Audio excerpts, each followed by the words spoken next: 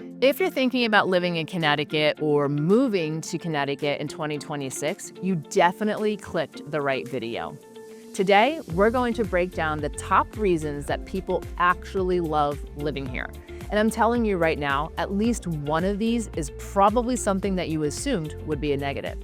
I've lived here for the last 20 years. So this is not coming from someone who visited once and ate a lobster roll, went to the beach, took a picture at Mystic and tried the pizza. And then suddenly became a Connecticut expert. That's not what this video is about. Connecticut is one of those states that gets completely misunderstood. People hear high taxes and cold winters, and they picture this gloomy, expensive, kind of boring, small New England state where everybody is just walking around in navy blue, arguing about the Yankees or the Mets or the Red Sox. And then they actually come here and they realize it's actually way more interesting, way more beautiful, way more comfortable, and honestly, way more fun than they had expected. So let's get into it. Number one, and this is a big one, Connecticut is friendly, like genuinely friendly, not fake friendly, not we'll never talk again friendly. We're an actual community. This state is made up of 169 towns. So even when you're in a more populated area, it still feels relatively small. You're not just another number. You're not anonymous. People know each other. People talk to the neighbors. People hold the doors open. People apologize to you in a grocery store parking lot, and when it wasn't even their fault. So if you're moving here from another state, this matters more than you think, because you're not just buying a house. You're buying into a town, into a neighborhood, a place where people actually notice if you're there. You've got block parties, we have farmers markets, little league games, 5Ks. And let's be honest, half of them are going to be walking, half are going to be running, and everybody still gets a medal. And here's something that most people don't realize. Connecticut has one of the highest levels of civic involvement in the country.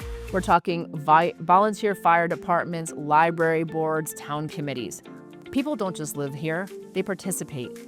So when you move here, you're not walking into something empty, you're stepping into something that already has structure, already has life, and you can plug right into it.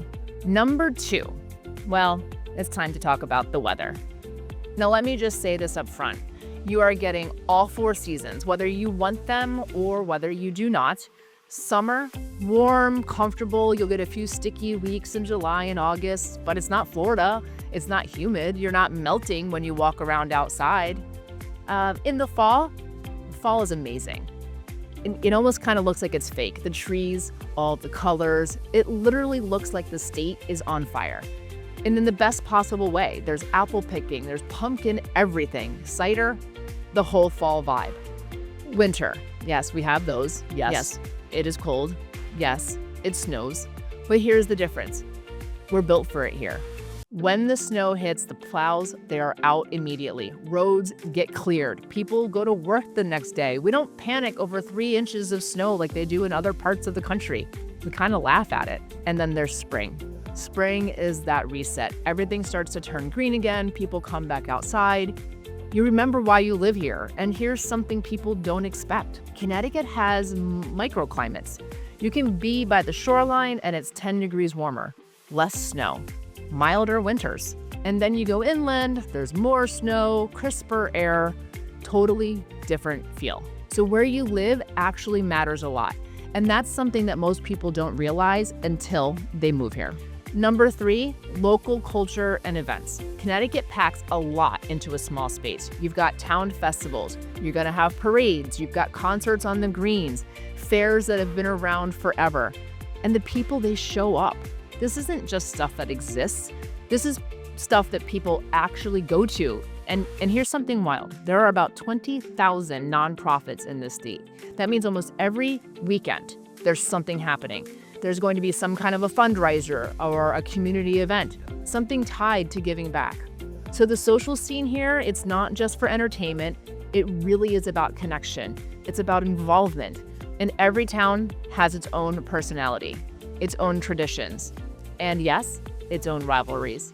Different towns, different vibes, different opinions on what's the best pizza, and people will debate that, like extremely seriously, somewhat still politely. Number 4, outdoor lifestyle.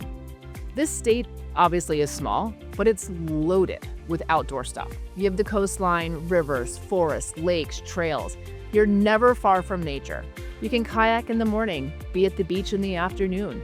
You've got places like Sleeping Giant or Hammonasset, the Farmington River, and a ton of hidden spots most people don't even hear about. And here's something that most people don't know. 57% of Connecticut is actually covered in trees. So when you're driving around, you're not just surrounded by concrete. You actually are surrounded by green, actual nature. And another thing, we've got over 90 waterfalls in this state. In a state, you can drive across in 2 hours. So if you're someone who wants access to outdoors, but you don't want to live in the middle of nowhere, there is a balance. Number 5, my favorite, is the food. And this is where people get passionate, especially about that pizza. So there's New Haven pizza, right? That's not just food. It's like a whole identity. You tell someone New York pizza is better, and you might not get invited back. But it's not just the pizza. We've got seafood along the shoreline, Italian everywhere. Diners, they don't exist in other areas. Farm to table, you've got coffee shops. There's over 8,000 restaurants in the state. So whether you want your high-end dining on the shoreline or a $12 hole-in-the-wall spot, you've got options. And a lot of local producers too. We've got cheese, we've got coffee, we've got bakeries, we've got breweries. I think there's 60-something breweries. You don't realize how good the food is here until you've lived here for a while. And then suddenly, your jeans fit just a little bit tighter. Maybe find one of those trails to go for a walk on. Number 6, the cost of living. Okay, so let's be honest, Connecticut is not cheap, but it's also not what people think. The median home price is around the low to mid 400s. So let's compare that to Boston or to New York, and it starts to look a little bit different. And rent around $2,200 on average. So a lot of people realize pretty quickly that buying actually makes a little bit more sense. Now, we got to talk about the dreaded taxes. And yes, that is going to be a big concern. But here's what people don't know. Taxes vary wildly by town. You can literally cut your tax bill just by choosing a different town 20 minutes away. That's strategy, and there are also programs, your first-time homebuyer assistance or energy incentives, things that people didn't even know exist, and they leave money on the table because of it. Number 7 is going to be the jobs and economy. For a small state, we're kind of stacked. We have Yale, we have UConn, we have Pratt & Whitney, we have Electric Boat, Hartford Healthcare. Major employers are in this state. We have strong industries. And there's something that people don't expect. That's remote work. Connecticut adapted really well after pandemic, and a lot of people work from home now. So you can live here, but still be connected to New York or Boston without commuting every day. And we also have a huge defense and aerospace presence. So from your submarines to your jet engines, this is, serious stuff. And that creates stability, and stable jobs create stable housing markets. Number 8, let's talk a little bit about schools and neighborhoods. Connecticut is built for families. Top-ranked schools across a lot of towns. And not just the expensive towns, but you're gonna have smaller class sizes, more attention, and options. You have both your public, your magnet, we have technical schools, we've got private schools. Kids can graduate with actual skills and not just a diploma. And from a real estate perspective, good schools equals strong value. That's always going to be the case. Number 9, location. And this is one of the biggest advantages. You're going to be between New York and Boston. We've got the highways, we've got trains for commuting, multiple airports in this state. So you can pretty much get anywhere. Do you want to be by the city? You've got it. Do you want space and to live out without touching your neighbors? We've got that too. And yes, traffic exists, especially on I-95, but here's the thing, there are back roads everywhere. Connecticut was built before highways, so there are going to be shortcuts, scenic routes, ways around the traffic. That you'll learn over time, and it just makes a huge difference in your day-to-day life, and it's kind of fun exploring those back roads. Number 10 is the charm, and this is where Connecticut really stands out. We have so many historic homes, stone walls that are dividing the land, town greens, places that feel like a movie, but they're real. People actually live there. We've got castles, Yes, actual castles throughout the state. You've got over 40 colleges and universities, and there's always something happening. Whether it's an event on the green, we've got pro, semi-pro sports, we've got art festivals, we've got a lot of energy. And every town feels a little bit different. And that's the key. You don't just get one version of Connecticut, you get options.